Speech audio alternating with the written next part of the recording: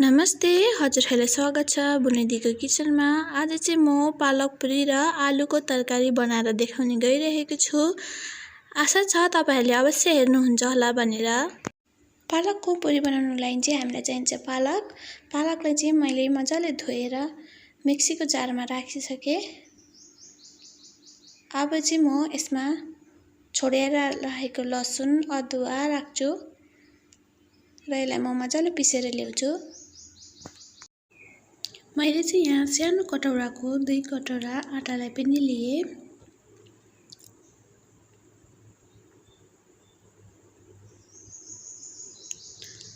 र यसमा चाहिँ म थोरै नुन राख्छु र ज्वानोलाई पनि हातको सहायताले यसरी मारेर राखिदिन्छु। र अब चाहिँ मैले पालकको पेस्टलाई पनि राखेर मजाले रेडी गर्छु।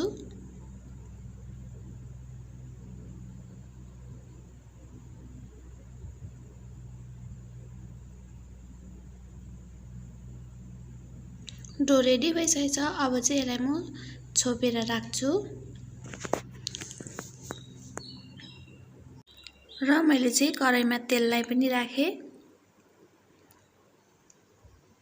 अब यसमा राख्छु 1 चम्चा जति रायो, 1 चम्चा जति जिरा, थोरै हिङ पाउडर चाहिँ राख्नै पर्छ र कडी पत्तालाई पनि राखिदिए र एउटा प्याज, 2टा हरियो खुर्सानीलाई पनि काटेर राखिदिए।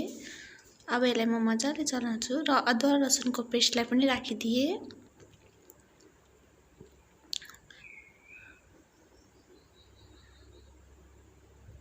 र हल्दी पाउडर पनि राखेँ।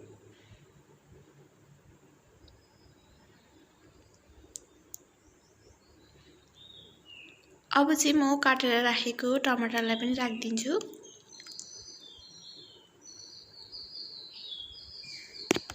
र 1 चम्चा जति नुनलाई पनि राखेँ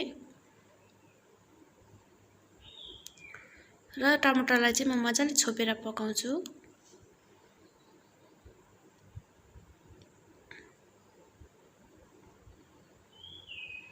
टमाटर हाम्रो मजाले गलिसकेको छ र अब चाहिँ म यसमा आलुलाई पनि राखिदिन्छु। यो आलु चाहिँ मैले बोइल गरेर लिएकी थिएँ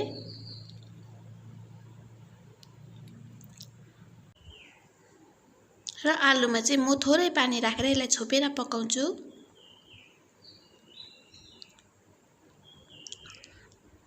हाम्रो आलु पाकेर रेडी भइसकेको छ। अब चाहिँ म यसमा धनियालाई पनि राखिदिन्छु र मैले चाहिँ ग्यासमा एउटा कराईलाई पनि चढाएँ र मैले चाहिँ पुरी तोल्नुको लागि 2 कटोरा जति तेललाई पनि राखेँ।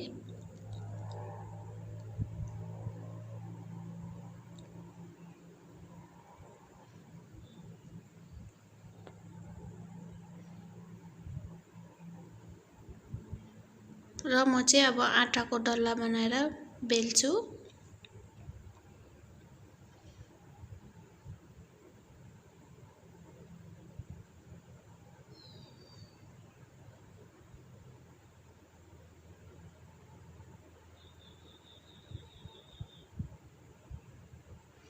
र आटा बेल्दाखेरि चाहिँ म थोरै तेल राखेर बेल्छु।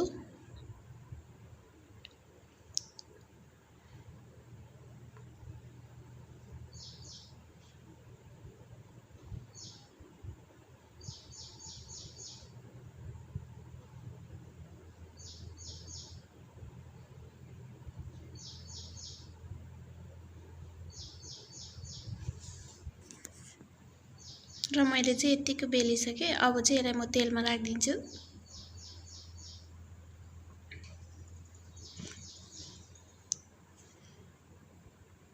हाम्रो पुरी मजाले पाकेको छ, हेर्नुहोस् होला।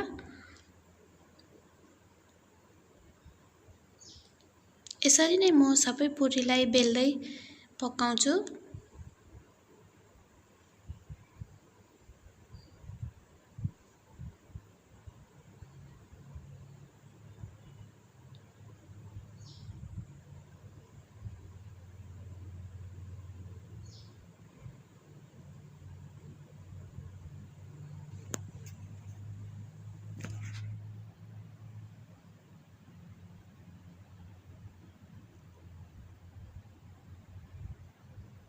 र हाम्रो पुरी चाहिँ पाकिसकेको छ र म चाहिँ एउटा प्लेटमा सर्भ गर्छु।